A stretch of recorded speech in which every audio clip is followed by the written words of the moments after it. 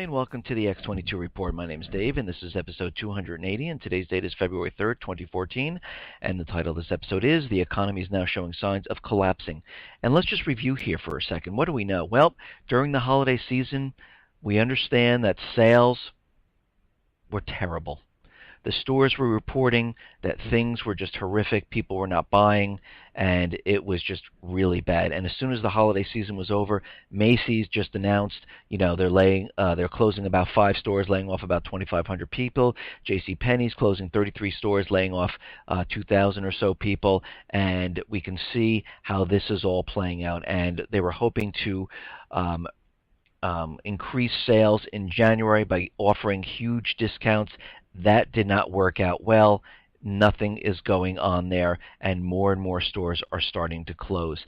Sears is closing stores, Aéropostale is closing stores, and there are going to be many other stores closing because sales are just not there. What do we know in the real estate market? Well, we understand that mortgage applications are plunging around 66%.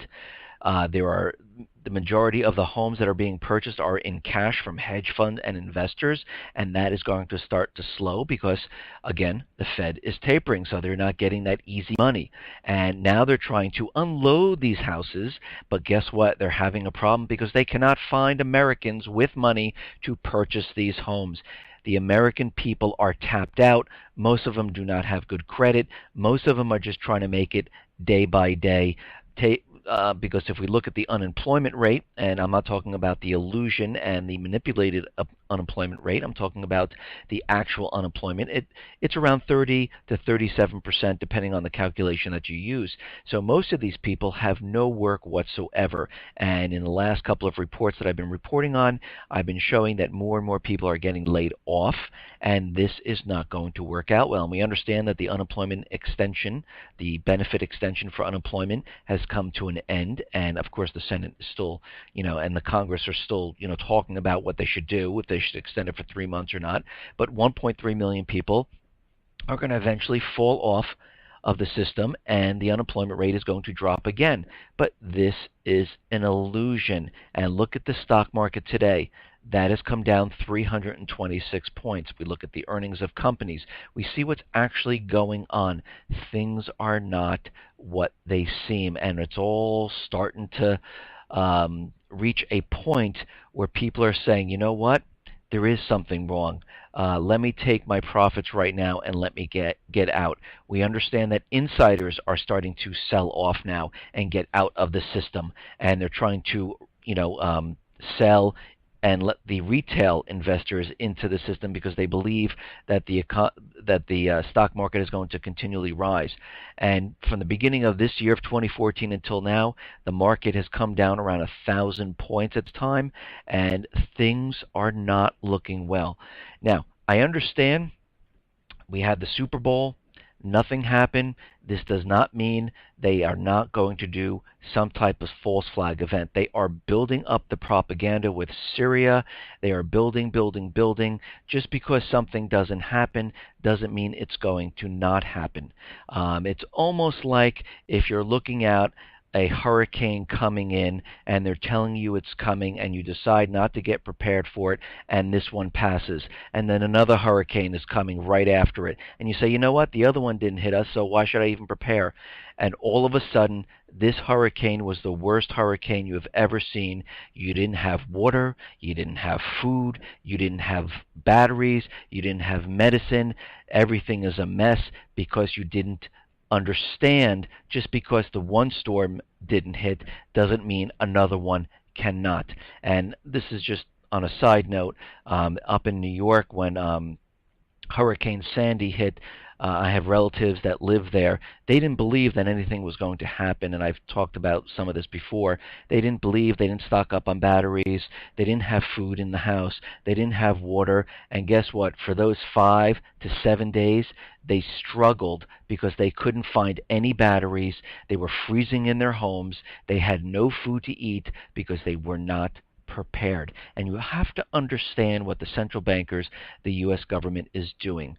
They need to build up the propaganda and build their propaganda case against Syria at this time. They understand that the economy is collapsing, and they understand they only have a limited amount of time. And they are putting all this together at this time. And I'm going to go through this during this report, but let's get into the economic collapse news, and we're going to head out to Greece right now. And again, Greece is looking for their third bailout, and Greece is not doing well. Piling debt on top of debt on top of debt does not help a country. In my was it 2 reports ago, I discussed someone who actually lives in Greece. It is very tough and very hard to live in that type of an environment. And we're seeing this happen and spread all across Europe, and eventually it will hit the United States. This is actually how it happened in the Great Depression. Europe was in turmoil. They were in a recession/depression. Things were terrible in Europe. In the United States, the market was continually going up and up and up, and back then it only reached about 400 points, but the actual economy of the people who worked and who were on food lines, who lived in tent cities, were having a very tough time. But that was kind of kept hidden, well, because they wanted all eyes on the stock market.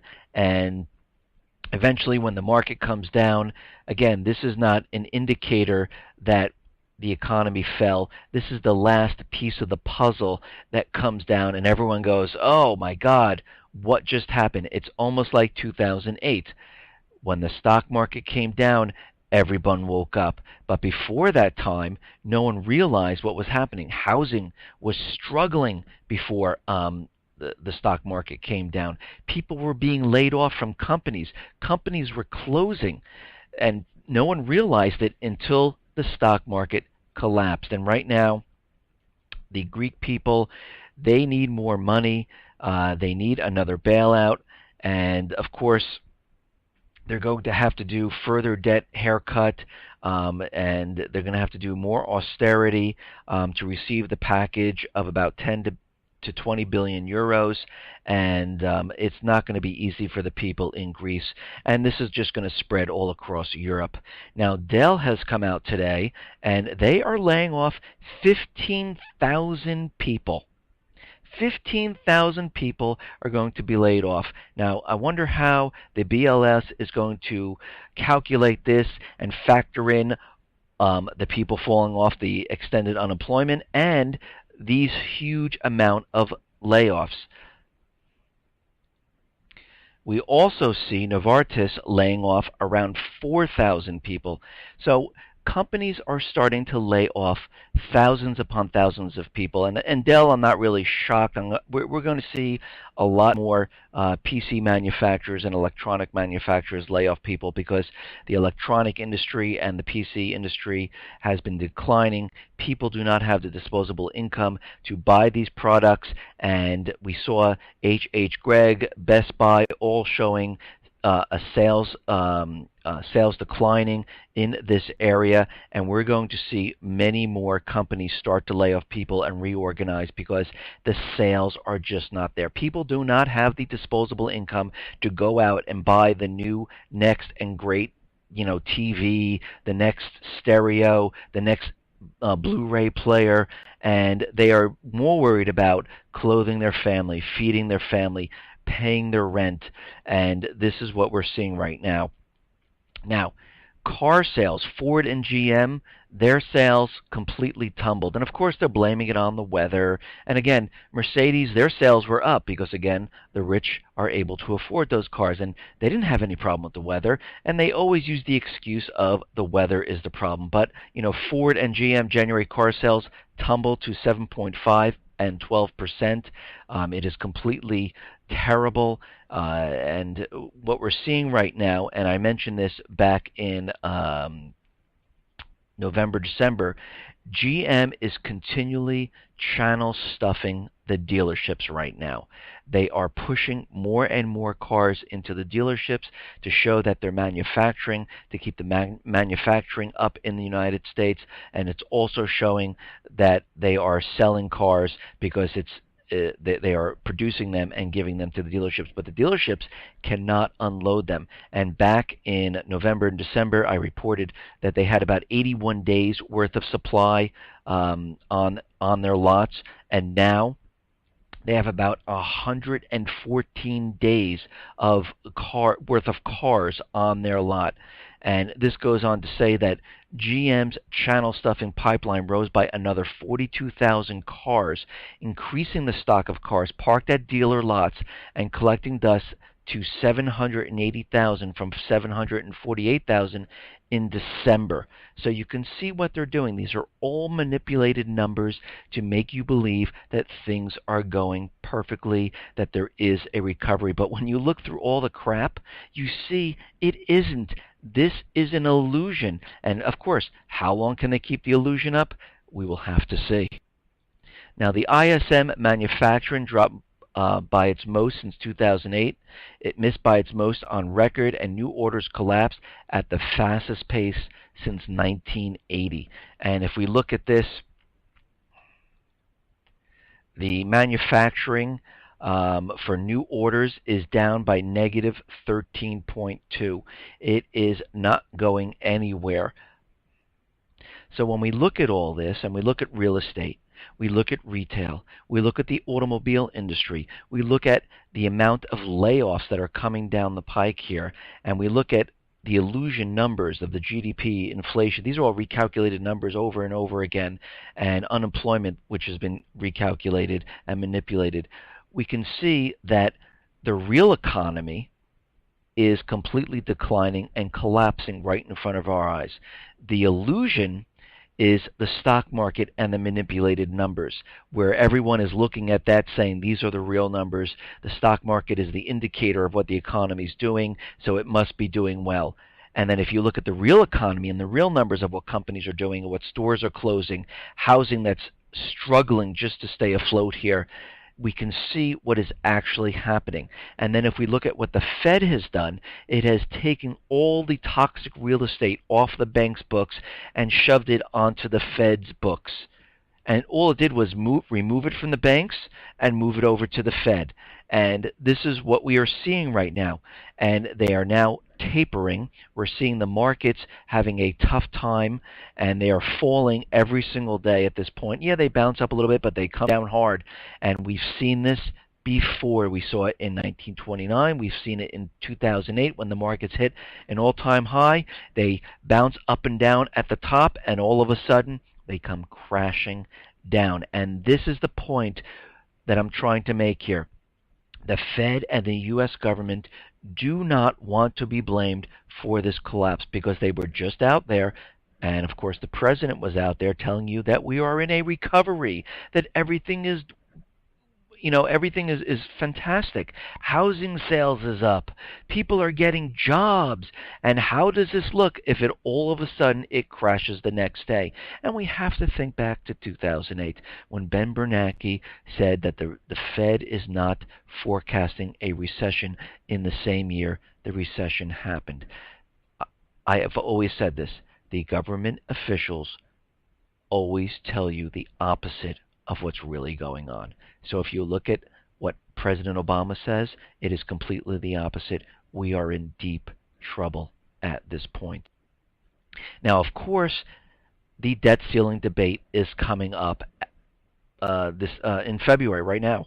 And the Treasury Secretary Lew, he is warning that the U.S. might default. Now, we've heard this before. We heard this back in October, and we know what they're going to do. They're going to raise the debt ceiling. Why? Because they have absolutely no choice. If they do not raise the debt ceiling, they're going to have to cut all these programs. They can't borrow money anymore. What are they going to do? The whole entire system will collapse. So they're not going to let that happen.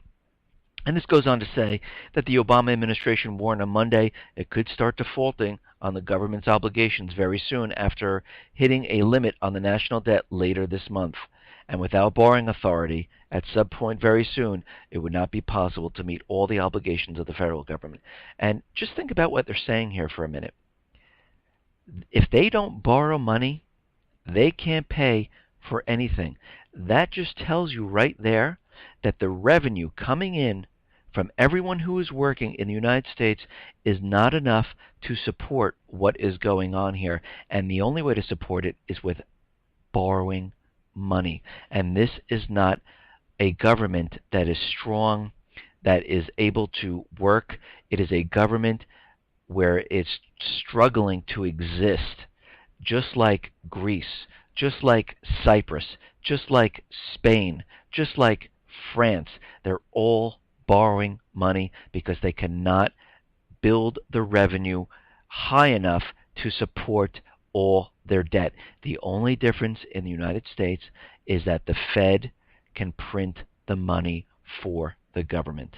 That is the only difference. If we cut that off, the government cannot make it. It cannot function without borrowing money to pay the debt.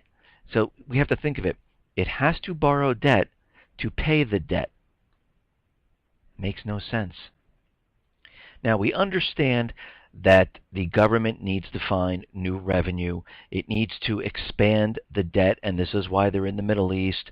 This is why they're in Africa. This is why they're in Ukraine. And right now, Elizabeth Warren wants the post office to be a financial institution and give payday loans, give cashier checks for you, and she thinks this is a fantastic idea. So all you people who've ran your credit cards up to the max and can't take any more out on credit cards, you can now go, not yet, she's proposing this, that you can go to the post office and get a loan from the post office with interest, of course. And if you don't have a bank account, you can go there and cash your check. And this is how they want to keep the post office continually operating from all the interest and taking fees from cashing your checks. So everyone that is having a problem, they're losing. The government realizes they're losing business by all the people who do not have a bank account, who have taken their paychecks, going to cash checking centers, all the people that are going to the payday loan areas. They want a piece of that market. So she's proposing that the post office can do this because she says there's not enough bank branches around in many of the locations, and it would be a lot easier for people to go to the post office to do all their financial transactions. I don't know, where I live, I can go down a street and I can count about 8 bank branches just on my street. Okay, now we understand that President Obama, the central bankers, want to disarm the American people. We understand that he's created executive orders, that there's gun bills pending in the Senate, the UN Arms Treaty is pending in the Senate, and he's already said that he's going to use executive orders to push this agenda forward. But the states are fighting back. Florida's fighting back, Missouri's fighting back, and Arizona now is also fighting back, is now pushing to nullify all federal gun laws and stop state enforcement of them. They're pushing Bill SB 1294, all federal regulation which violate the Second Amendment, that would be any federal gun law, would be recognized as invalid and void in the state. The legislation also prohibits the state from enforcing any federal act, law, order, rule, or regulation that relates to a personal firearm, firearm accessory, or ammunition within the limits of the state. And we're seeing a lot of states fight back, and this is their right, and they do have the ability to do this. Again, I've said this before, there shouldn't be any reason to do this because these laws are completely null and void under the Second Amendment anyhow. Now, the feds would like to require that all new vehicles talk to each other when you're driving. And the U.S. Department of Transportation and the National Highway Traffic Safety Administration has approved a V2V communication system that regulators say will increase safety, reduce accidents, and pave the way for connected cars.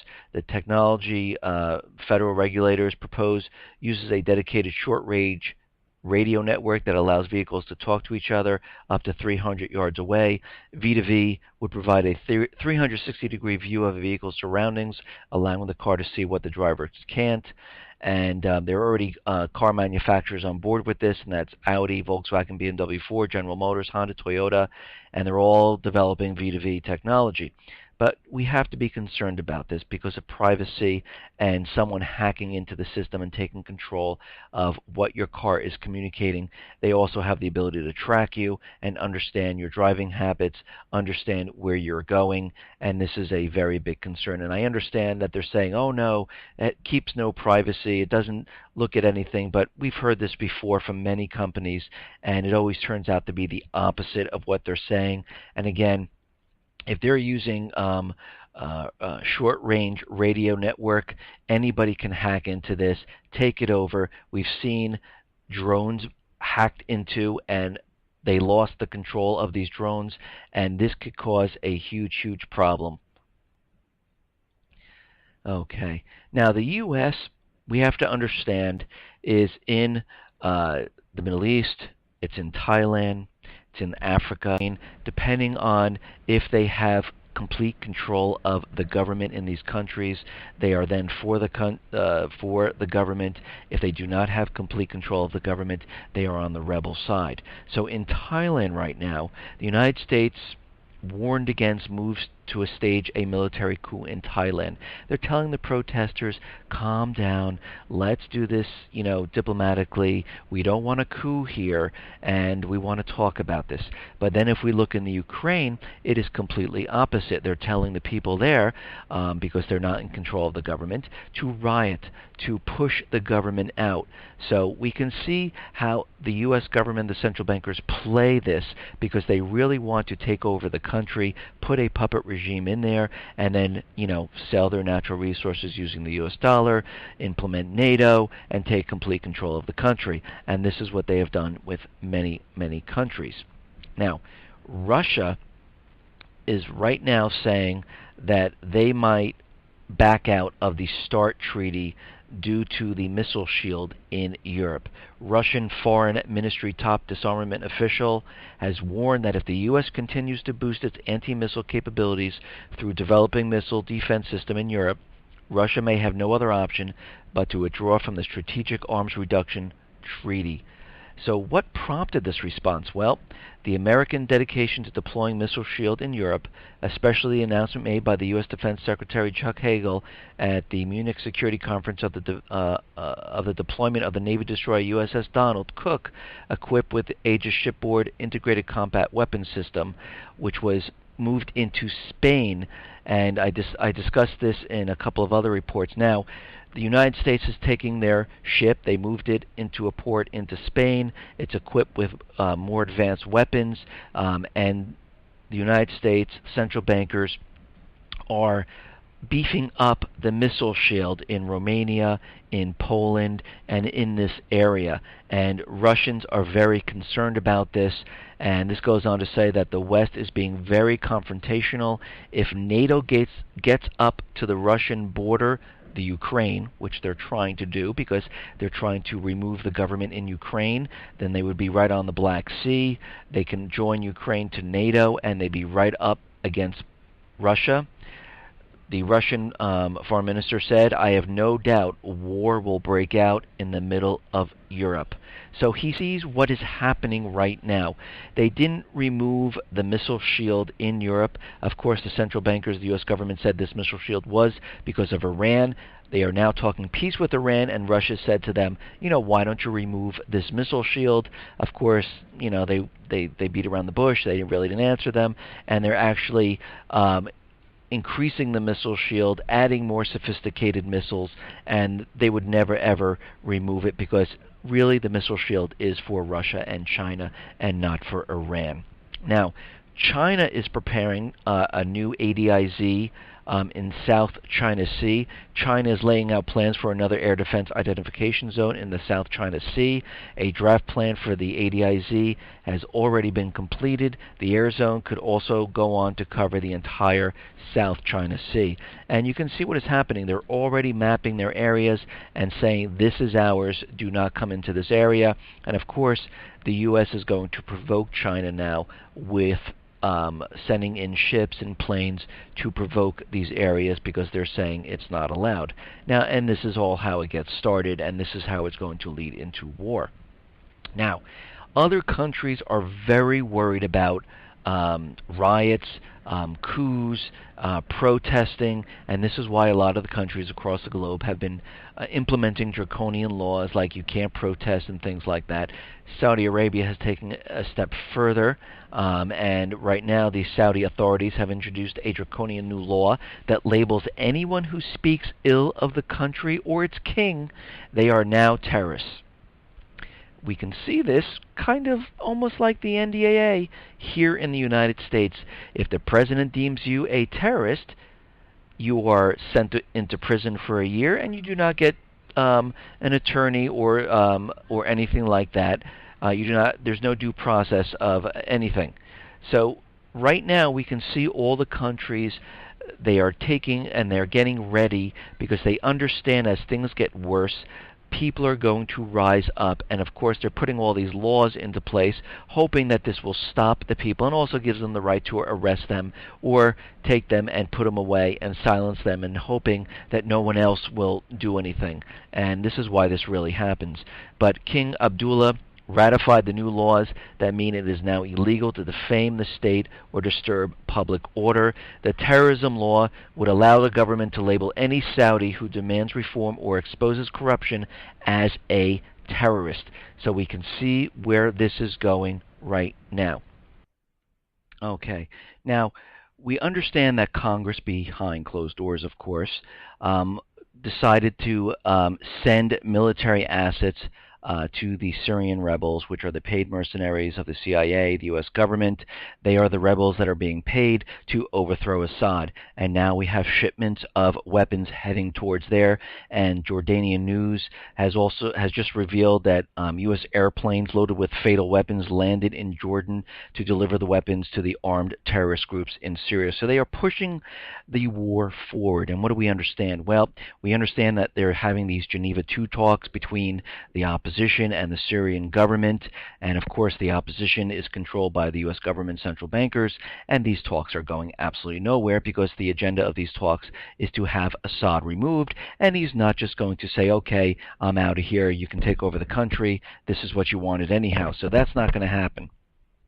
So what else is happening? Well, we understand that before these Geneva talks went forward, what has happened is that they had reports come out that they say that Assad has been committing war crimes. They've been showing propaganda from the Human Rights Watch, which is a propaganda tool for the U.S. government, presented satellite images that purport to show large residential areas having been completely obliterated and removed by the Syrian armies.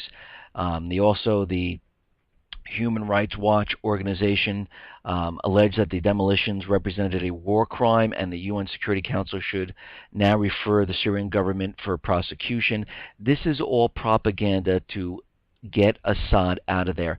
There is also evidence that they have been, not evidence, but pictures they've been showing right before the Geneva II that the Guardian and CNN reported, which claimed that there were about 50,000 images of industrial-scale killings of prisoners carried out by the Syrian state forces. And again, this was all created to make it seem like Assad is a war criminal at this time. They need to remove Assad so they can put in a puppet regime. And this is why they're doing this, because you have to remember their first go-around failed in August. They used the false flag event. They couldn't produce real evidence, which they never did. And then it came out that there was no attack by Assad, because we have to remember back in that time, Assad and Putin invited the UN Security Council in there to inspect on a different incident of chemical weapon use. While they were there, all of a sudden Assad decided to use chemical weapons. It makes no sense. The whole thing fell apart because there was no evidence. Right now they're showing pictures and satellite information with no proof or evidence backing it. They're just showing images. We have no idea what has happened, and they cannot give any proof at this time. But this is being used as propaganda to remove Assad from the area, from government, I should say. Now, how do we know that a false flag event is going to eventually occur? Well, they've been building the propaganda up. They understand, and they've come out and said it, that the people of the U.S. will not march to war. Jay Carney has said this, that people will not do it. And it was proven back in August that people had no stomach for it. They didn't want to have anything to do with Syria. Congress did not want to go to war, and this is why they used that backdoor approach. Now, of course, we have the NSA spying. And of course, they are trying to spin this now, that because of Edward Snowden's leak of what they were actually doing, spying on every single American, which is a complete violation of the Fourth Amendment, and they're trying to blame Edward Snowden right now, that national security has been weakened. And what they are trying to do, and this is from General Keith Alexander, you know, the one who lied to Congress when specifically asked if they were spying on American people, and he just lied straight out. Well, he is saying now, because of Snowden's leak, that the U.S. computer network against cyber attacks has weakened a lot, and they can't protect everything that's going on now. Because Alexander wanted to use the NSA's powerful tools to scan the internet traffic for malicious software code.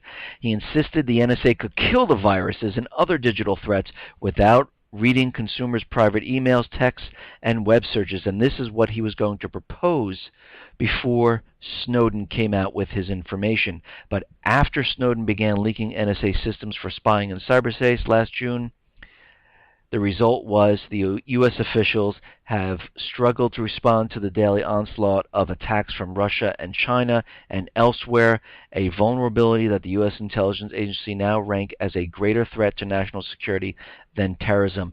They're saying that they could have stopped it before, but because of all these leaks from Snowden, they cannot guard against any of these attacks that are coming here. And this is why President Obama went out and said, listen, and he gave a warning last summer to Chinese president to halt with the cyber attacks on U.S. corporations, and please, and he begged him to just stop right now doing the state-sponsored hacking. And of course, this is all propaganda to make you believe that the Chinese are actually doing this, because this is how they are preparing to cover this up and build the propaganda. Now, we understand the Syrian Electronic Army allegedly has been attacking many different sites. Microsoft, supposedly they attacked CNN, which we all know this is not true, because they attacked CNN and put that the Chinese were dumping treasury bonds, that they were going to war. I mean, it was just ridiculous. The Syrian Electronic Army wouldn't care about that if there really is a Syrian Electronic Army. And they hacked Microsoft, and now it has just come out that the Syrian Electronic Army hacked PayPal and eBay sites. And this goes on to say the hacking was a show of arms, and the group claims that it took no data. As their previous form, the SEA made their claims on Twitter, and in both cases the SEA account was able to produce images of the hacked web pages. The breach, the defacement were done on Saturday evening. The websites were affected for around an hour, according to reports, and the SEA said that it hoped people learned a lesson. Now, of course, they're giving this information over Twitter. Anybody can make up a Twitter account. I can go on there, make a Twitter account saying that I'm the Syrian Electronic Army number 22. It's absolutely meaningless the way this is being done. It is all being used to set up the next false flag event. And what else do we know? Well, over the weekend, an Iranian commander, he has said that, and this is a top commander of Iran's Revolutionary Guard, boasted Saturday that his forces have plans in place to attack the United States from within should the U.S. attack the Islamic Republic. America, with its strategic ignorance, does not have a full understanding of the power of the Islamic Republic. Brigadier General Salami said in a televised interview, "We have recognized America's military strategy and have arranged our abilities and have identified centers in America that will create a shock. Reports indicate that terrorist Hezbollah forces, allies of Iran, have infiltrated the U.S. and have mapped out targets." So we can see what is being prepared right now. If the central bankers cannot get into Iran, we understand they will use a false flag event. And they are preparing for this. They are making sure that everyone realizes what is going on. I have reported that CNN had intel of Assad having chemical weapons hidden away. We've had Hagel out there saying,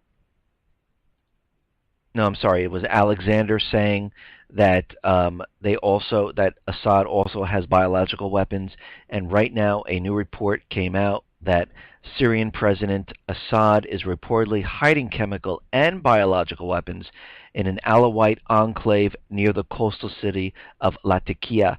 And the new information has created doubts in the West about whether Assad will meet his commitments to destroy all Syria's chemical weapons. We can see what is happening right now. They are building the propaganda and making everyone believe that Assad is ready to strike in here in the United States. They are also building up the propaganda for Iran because they don't know if they can infiltrate the banks of Iran, put their natural resources using the U.S. dollar, so they have to take precautions. They built up the propaganda prior to August, when they had the false flag with Syria, and if you go back and look at all the news reports prior to that, you can see if they crossed this red line, if they used chemical weapons, and they had little chemical weapons explosions, little chemical weapons, and they continually went on and did this until the last one. This is how they do it. It's very incremental. They build their case, and then they do the false flag. Again, they have very little evidence when they do this.